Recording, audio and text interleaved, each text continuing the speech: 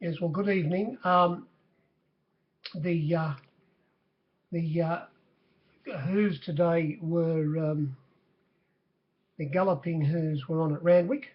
It was Randwick Guineas Day, and of course we had the last two races were put back because of an electrical storm front that came through from the northwest. The wind changed around, but the wind didn't have any effect there today at Randwick. We'll get back to that in a minute. And the track, of course, was well. I'll tell you what happened there today after I say a few words about these other meetings.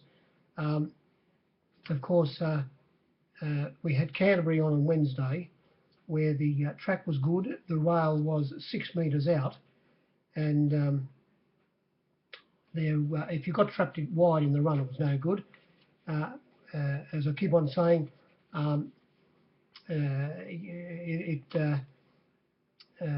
wasn't, it hasn't been recently as greyhoundish as we have seen it in some meetings, but by the same token, it was a big advantage to be on the fence and save ground. If you got trapped wide in the run, as I say, it was no good. There was it was a good winner in the last race. The resuming Chatham House for Team Hawks. It wasn't entitled to pick itself up, I suppose, after getting tightened up in between runners and being in a very awkward position coming to the turn and have to shoulder its way out. But when it was very well backed. It was $3.20 into $2.50.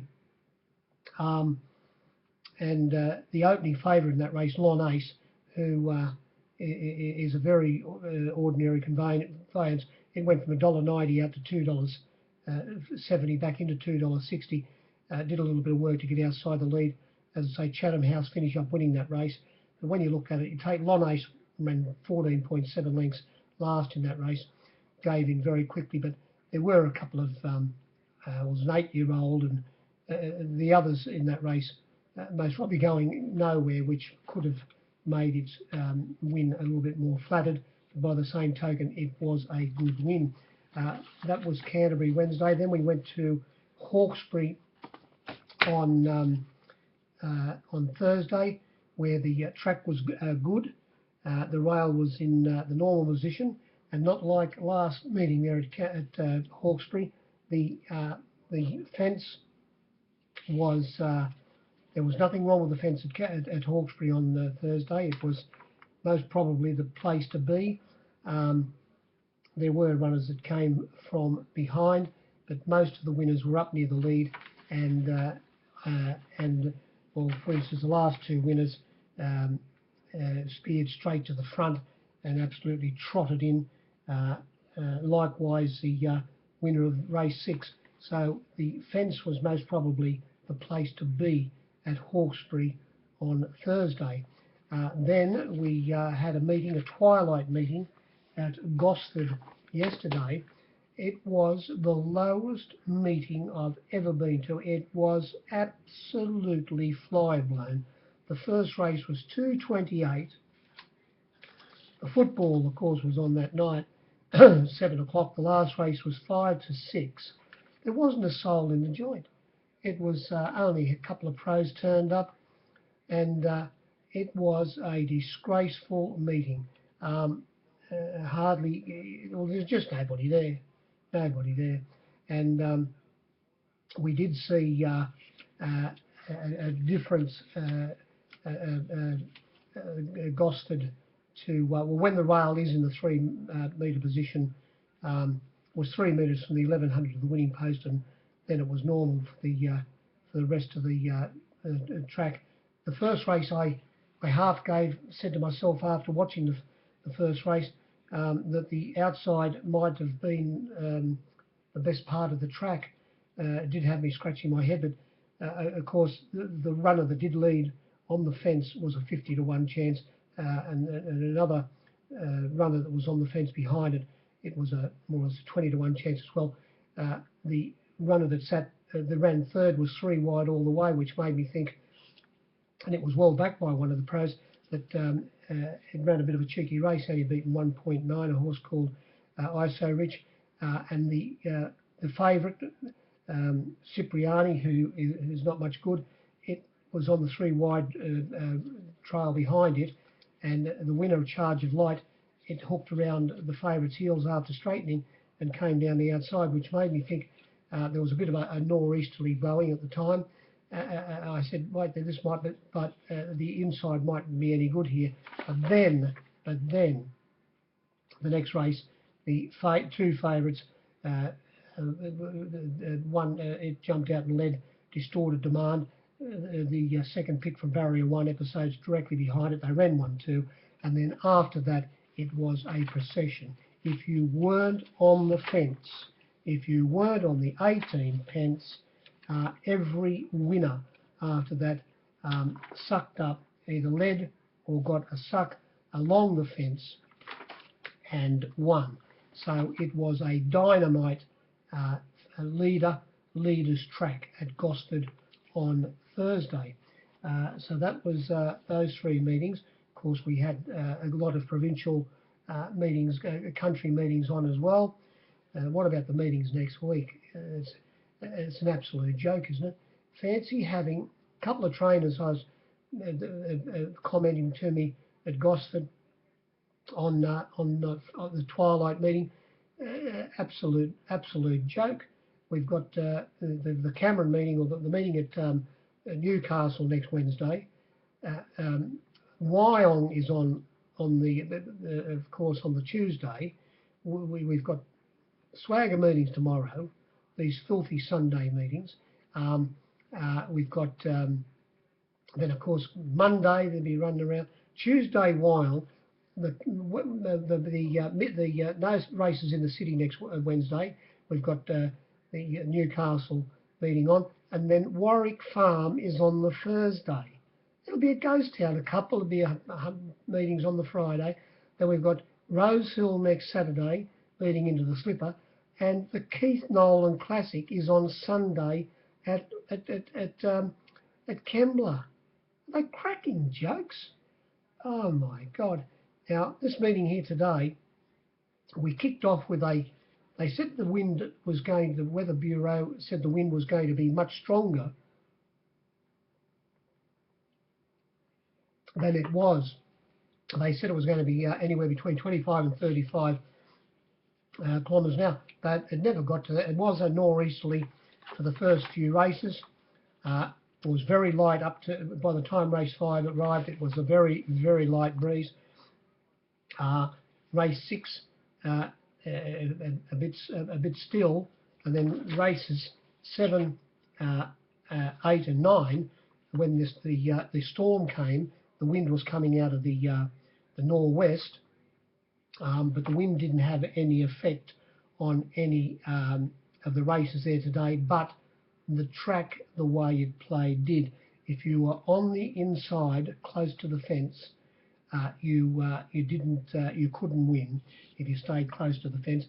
When you see the head-on of all the runners coming down the side, the pumper, what a marvel he is to get Dissident home. He in race 7 anyway. We'll get to that. In this first race, this was the worst race for the captains percentage-wise all day, because on the flux screen for the robots, interstate bookies just must say what those captains they say to themselves they can't add up, and you're 100% right. We don't know what 1 and 1 is. 97.4 on the flux screen in the first race, 5 less. Thank you very much. 92.5 in the marketplace for the captains working there, of course. There was a late scratching at the barrier, Time for War, who got its legs up over the barrier, and it was $9 into $5, back out to $5.50 at the time of the scratching. Before it was scratched, the Hawks team unloaded on Gold Force, who went through after missing the kick slightly, went through and led fairly close to the fence. It wasn't the place to be. It ran second last, beaten 8.3 lengths. We put it up at $3.20, 30 chance. It got out to $4 in the outside ring and plenty of 380 on the fence. I might have even seen $4 on the fence. Before the scratching, it was into $3. So it was 3s to 2s before the late scratching. And when it was scratched, it became a 6 to 4 chance. And even that was taken after the late scratching to start about a $2.40 chance and 11 to 8 chance. As I say, it went through and led. Juliana, it sat on its outside, and the winner, the stablemate of Juliana, it broke through the barrier, only went a little way. Valencia, ridden by Tommy Terrific, trained by Gay, it got a suck behind the two leaders, and by the same token, well, we don't know if it took a little bit out of it bursting through the barriers, but when they got to the line, it was out on its feet. It took a very wobbly step just before the winning post, and it only fell in by a half a length, beating Mr. Bogart, who I bet $41 about, and it was extremely well backed, and it was only going to take another 1.5 strides for Mr. Bogart to actually win this race. It came from off the fence in between runners and was slightly held up. It began awkwardly, so it ran very well, ridden by Damien Oliver, and as I say, at one stage it was on the fence. So it came around them from second last Modoc, and it was only beaten a length. The others seemed to have their chance. The second race, they said there was 103.6 on the screen and only the neat 100 in the marketplace. And this winner, Believe Yourself, it did have barrier 1, Jay Collette. It wasn't a place to be, but when they were coming down the side, he got off the fence and he let Puzzle, number 8, who had barrier 2 and was tailing him, get up on his inside. And when they turned for home, he eased off heels. So it got away from that bad part of the track. The horse that led in this race was Stratical, the bottom one. The Avery Twirl, it was looking at it all the way, ridden by Nippy Nash, trained by Gay. Didn't lead, didn't have as much toe as Stratical. And when they ambled up the rise, Nash hadn't gone for Twirl. He did. He only got the length and a bit break, and after easing off heels, it finished up running Twirl down, Believe Yourself, and it was a fairly strong win, only won by about the head margin. The very well backed Tetsuko, we bet $5.50 about after opening up at $5. It sat in behind the pace, copped a little bit of a check at the start, and also easing off heels, was held up just momentarily. It wouldn't have won, but it finished up running third, and it was 9 to 2, $5.50 into $4.20, very well backed.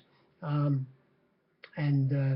it came from back in the field press report after copping a bit of a check in the start. The winner was most probably the best run in the race. Although there was a runner in this race called Miss Interiors.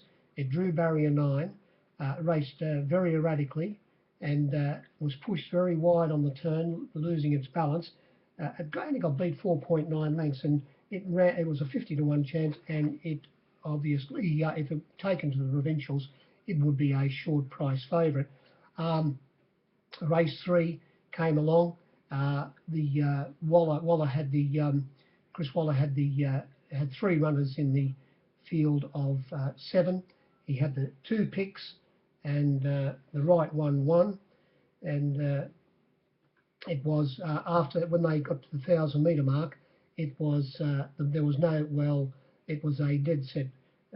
It won like a 3s on chance, but even at the 1,000-metre mark, I would have laid you 2 on it, and it finished up winning by 5 lengths. it went straight to the lead, Tremac, and the Stipes quizzed McDonald and Chris Waller why how the winner Janoub was so close today. Of course, Chris Waller explained that, well, I left it up to, well, he was a bit surprised it was, and McDonald just explained, he says, oh, well, I got into that position fairly easily and I just sat there. It led, as I say, Tremac. It was looking at it all the way, the winner Janoub. Vaquera, who was dropped out and ran last, did have barrier one, might have been the right section of the track. On the back of the favourite at one stage, down the back and then coming along the side, was the second pick, Opinion, and it just plugged away and making a bit of a mid-race move was the stablemate to Vaquera, the Offer, and it plugged away after, as I say, making a mid-race move wide down the side, which was all right. But this winner was always travelling very, very well, and before the turn, the judge reached for number 6 and number 7, I should say, Janoub, and as soon as I hit the line, when you looked up, its number was in the frame. Now we put it up a 5-4 chance, 5-4 the field, and 13-8 bar at $2.60. The stablemate Opinion. Opinion got out to $3. Only $2.90 the flux. $3, plenty of it on the fence. It came into $2.80 at one stage. Got back at $2.90. There was plenty of 6-4 given about. Janoub, 2.25, 5-4 at the 6-4, coming into 11-8. And like a goose, a bookie asked me for 1,500 on it after they'd gone a couple of furlongs, and I said, oh well, yes, like a steam tug I am. I said I was already standing it for an absolute bucketful, and I let him have 1,500 on it, and I was feeling at the 1,000-metre mark, I was feeling god darn sick.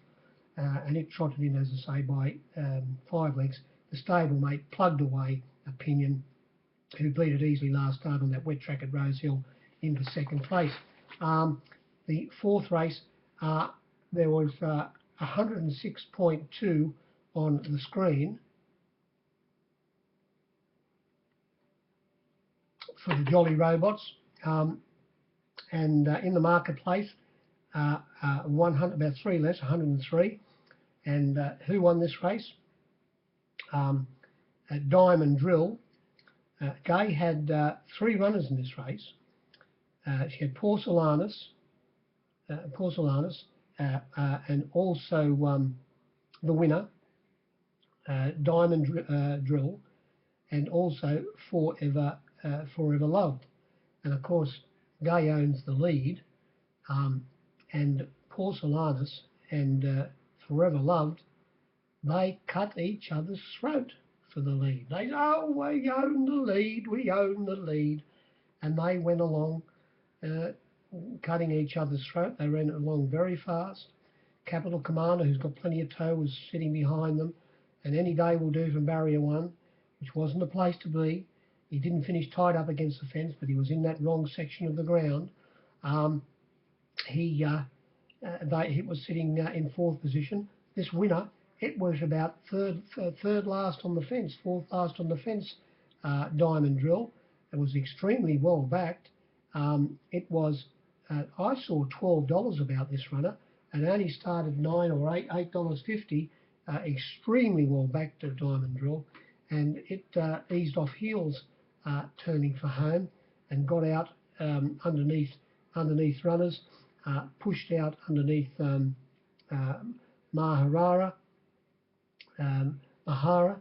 Mahara was, yes, he could have. I just, I'll do this tape tomorrow.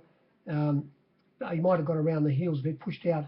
He might have pushed out in front of Dan Sari, who missed the kick. It was 60s into 40s. Dan Sari missed the kick by a couple of lengths, and it settled down in last position and made a wide run coming to the turn, which was the place to be, of course. He might have pushed out inside it and finished. Or it could have been another run. It might have even been intimate moment I'm not too sure. But anyway, he was able to ease off heels, and Mahara, who sat midfield, ridden by Bowl Blake Shin. Glenn Boss rode it. It got to the lead. It was full bore. At the half furlong, you could see Diamond Drill coming, and it got it near the line to win by about 0.2 of a length. And Dan Sari ran a mighty race for a 40-1 chance after missing the kick coming around them, as I say, in the right section of the track, and it was only beaten 1 length. Any Day Will Do was in barrier 1, of course. And the other pair of days cut each other. They cut each other in front, and the stablemate Diamond Drill got the chocolates. Race 5, 104.5 to make you laugh, and only about 1 or 2 less in the marketplace. And Villa Verde got this race, and it was backed. I saw $20 on the fence given this, not 21, 19-1, $20, and it was $15 very hard to get towards the end of betting. A nice man asked me for $5,000 each way at the $15 towards the end of betting, 70,000 to 5,000 each way. I said, look, at this stage, do you just mind having 14 monkeys each way? And he said, what? I'm not going to have a small bet like that. And he went elsewhere. Well, thank Christ he did, because it got a lovely suck in between, or just right behind the pace, and was able to ease off heels after topping the rise and finish up winning by a half a length, beating Switzerland, who sat 3 wide outside the leaders. Now, buffering here, it wasn't drawn in the right part of the track. He jumped all right and kicked up inside them, held the lead, a little bit off the fence, of course. On its outside was Whittington. I thought it was going. Tommy Berry said he was going to ride it behind when I was listening to the radio this morning, but that wasn't the case. It sat outside buffering, and Switzerland, it copped a little bit of a check at the start and showed then its customary speed and went up and sat 3 wide. Right behind them on the fence from barrier 1 was Tiger Tease. On its outside, the winner, Villa Verde. Trapped out wide was Temple of Boom. Satin Shoes from barrier 2. On its outside, Sessions, who had his chance. Then we had Famous Seamus, who hit the line very, very well. And of course, it was the Irish were out there in force today. God, they're the salt of the earth, those Irish. They just never stop cracking jokes, and they're laughing all the time. You think they can't pen and ink. Oh my God, they fair ink and they drink it in bucketfuls. Anyway, and Bell Sprinter was on the outside of it. It came through and ran a good race. Famous Seamus is a very honest galloper. When they hit the line here, there were the 10 runners, and there was only 3.5 lengths between the 10 of them. So, and buffering, of course, finished closest to the fence and was only beaten about 1.6 or 1.7 lengths, held on very well. But the rider said, D. Brown said that he thought it was a beaten horse on the turn. So to hang on and only be beaten that far, and in really, I suppose, not the worst, the right place to be, was a fair effort. The winner, resuming from a spell today, as I say, got a cosy run and sprinted well at the finish. Race 6, they said there was 105.4 on the screen, about 2 or 3 less in the marketplace, about 102. And here we saw the Avery get home, a time for Julia, who was extremely well backed. When everybody had worked out that the inside was no good, and time for Julia, who ran that good race last start behind, what's it called, behind Red Tracer at Rose Hill, when it was up here from Melbourne. Coming down the side, at one stage it was out. It didn't have any cover coming down the side for a furlong or so. But then it got, after a few runners started to ease off heels and get a bit wider, it had a bit of a card into the straight. And this second horse Lily Bolero, Nash Rawiller didn't quite do what the pumper did in the Guineas on Dissident. He unfortunately, Lily Bolero drew barrier 1. When he kicked through, he had no alternative but to go through and lead Nash. And when they came down the side, you could see quite clearly where he was. He was a good 5 off the fence. He is a master rider.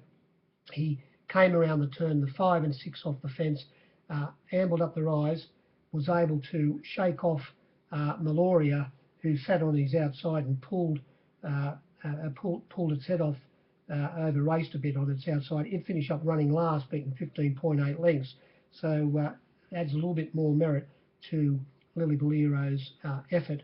As I say, he was well off the fence and fought off all challenges, but down the outside, ridden by bold Blake Shin, came the Moody Train, A Time for Julia, to grab it right on the line. They were first and second picks. The punt, the Grumble and Grunters, they got it right again. 0.2 of a length, coming from midfield, off heels, recoinage, having a good run. It was only beaten 0.6 of a length, and coming from last down the outside, the right part of the track was Single Spirit, and it was only beaten 1.5 lengths. And there was a runner in this race called Avoid Lightning. Well, it was very clear to see that with any luck in the race, it would have won clearly, because it got held up hopelessly, and it was extremely well backed. Avoid Lightning.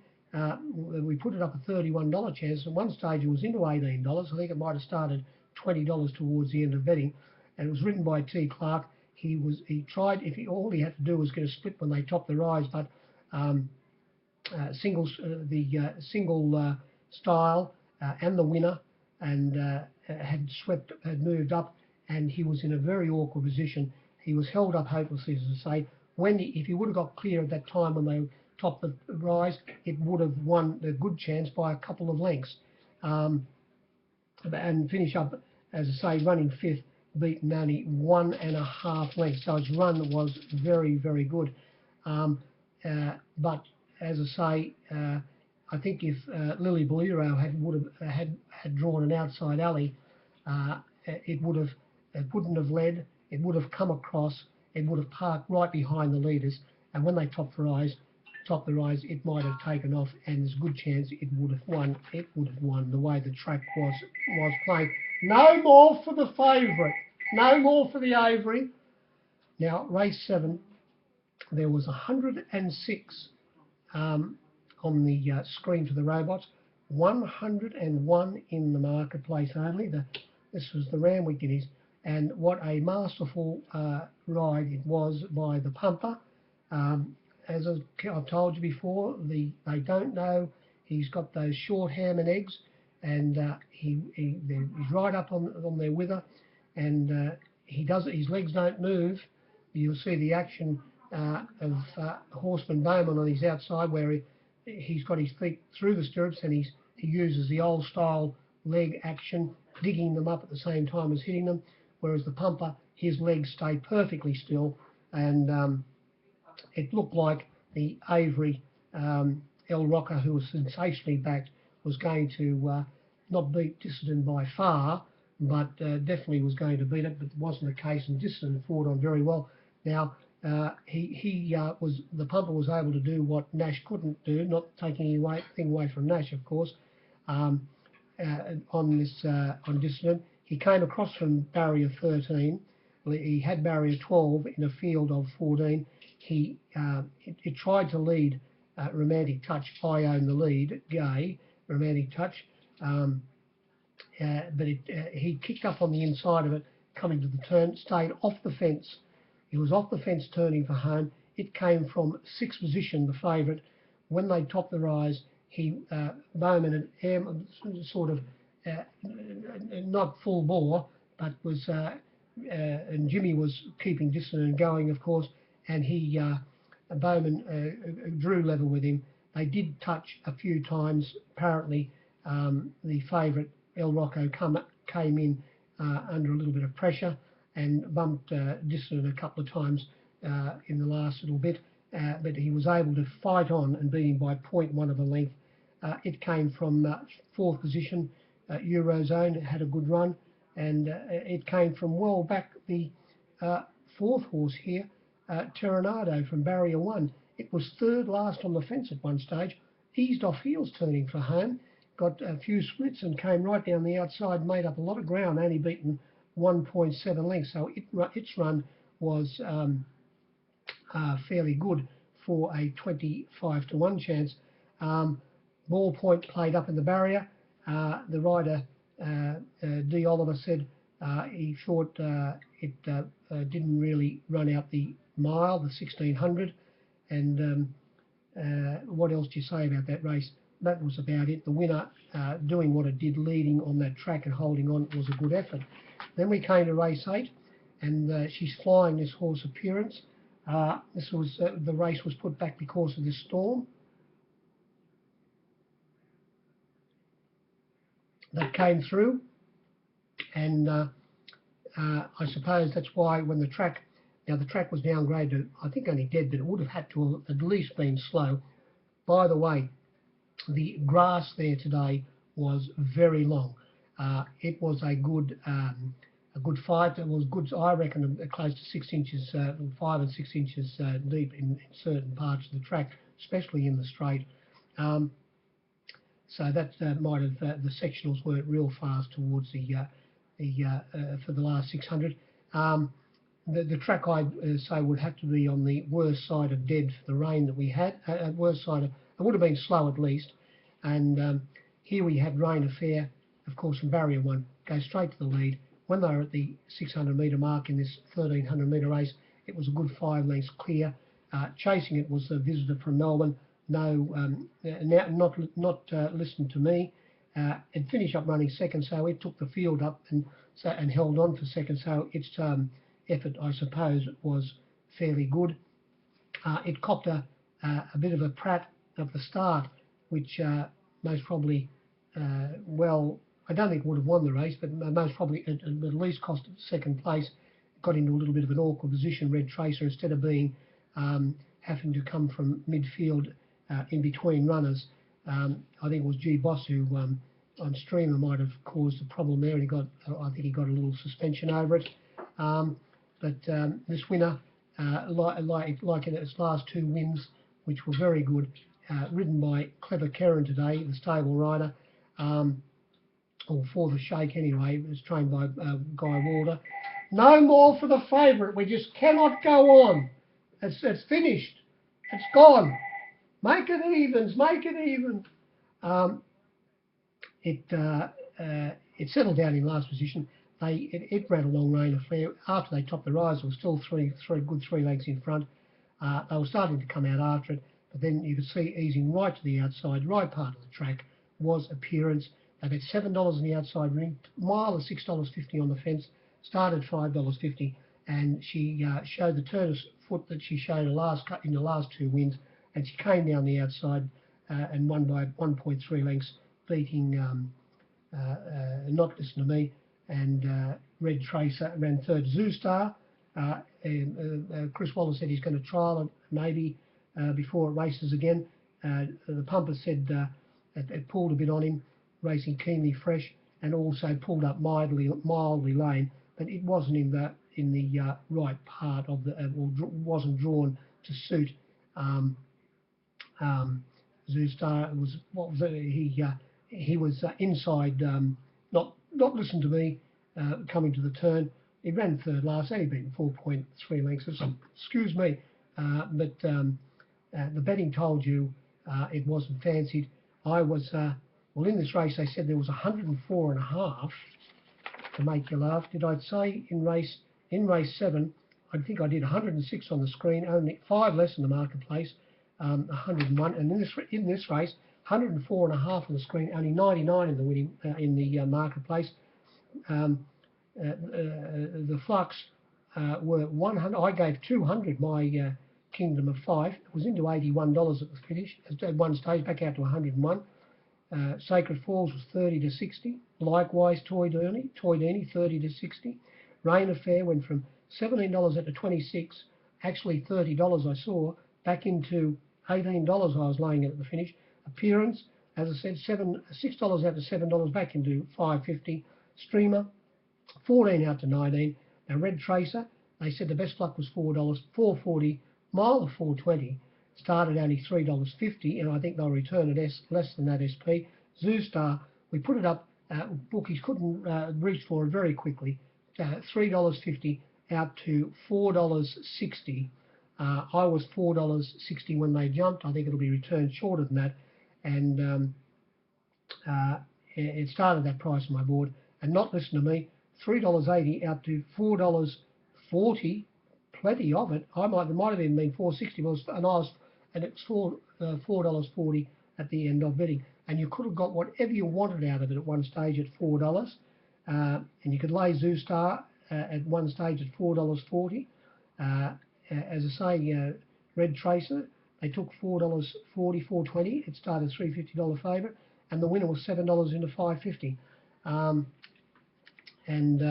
She's racing very well, but she found the right section of the track, but it was still a good win. The last race, they said there was 106.5 on the screen, 103 in the marketplace only, and this was a good win, a little bit similar. The runner that never got the run earlier on, this runner finished up getting the run. Avoid Lightning. It never got the run where this runner did. Talking about Shamalia, it went straight to the lead, open book from a wide alley, but he didn't. The rider was a Jerry, Christian Reith. The fence was no good, and he led, but he stayed a good 10 off the fence all the way down the side. He let the 200 to 1 chance Glenbourne Dane suck up inside him, but it was still well off the fence. And on its outside was Cosmic Endeavour, the favourite, and outside it was Bob's Lane. It finished up running third, Bob's Lane, for a 50 to 1 chance. It was only beaten 1.6 lengths, so it was a good run. It got trapped wide in the run. Diamond Oasis on a limb. On a limb was no good. Coming off there wide with cover was the ideal thing. And much easier, of course, if there was a bit of pace on. But this winner sat in about 6th or 7th position in between runners, was held up for a run. When the split came, Father Schofield was aboard. He shouldered his way clear, sprinted quick, and was able to just hold on and beat Sidestep, who came from last, pulled a bit in the run, right down the outside. Looked like it was going to run up at the half furlong once it had got clear through the pack, the winner Shamalia, and win Sidestep, but the winner Shamalia kicked on a bit too strong for it, and it was 0.1 of a length, the margin at the finish when they hit the line. The Sidestep, it was $8 into $7 at one stage, but I was $8.50 when they jumped. They returned it only open book, only $4. I saw $5.50 given in the outside ring, mile of $5, and they returned only $4. I was $4.60 when they jumped, and the favourite, Cosmic Endeavour, they only returned at $3. Well, it was $3.20 on the fence when the starter said go. It sat in between runners, a bit of an awkward position. By the same token, it got the favours when it won at Rose Hill last start, and it was a little bit harder for it today. The winner and the second horse, even though the second horse got the track favours down the outside, the winner was possibly the best run in the race, because it was held up looking for a run in between runners, as was Flight Academy. When Killer Cat O'Hara was trying to get clear, she was held up, losing her momentum only slightly, and it ran fourth, beaten 1.7 lengths. That was about the meeting. As I said, we've got these swag of meetings coming up next week. Don't know how we're going to do all the form and travel back and forth to meetings and come home. And of course, you don't get any. You don't get any 40 winks anywhere. You just got to stay awake all day and all night doing the form. By the same token, I don't think there's a lot of captains in Stake and Kidney who do the form. I think there might be myself and only one other captain on the fence who actually do our own markets and do the form very thoroughly. I think, of course, take this filthy Betfair away from most grumble and grunters and Captain Cookies. Well, I'd love to see it disappear completely. I hate the thing, but of course it does help a lot of people find their way home. I think they would be absolutely cattled without the good old, it's called fair betting. That good old fair betting. What a tool it is for some people. Good evening.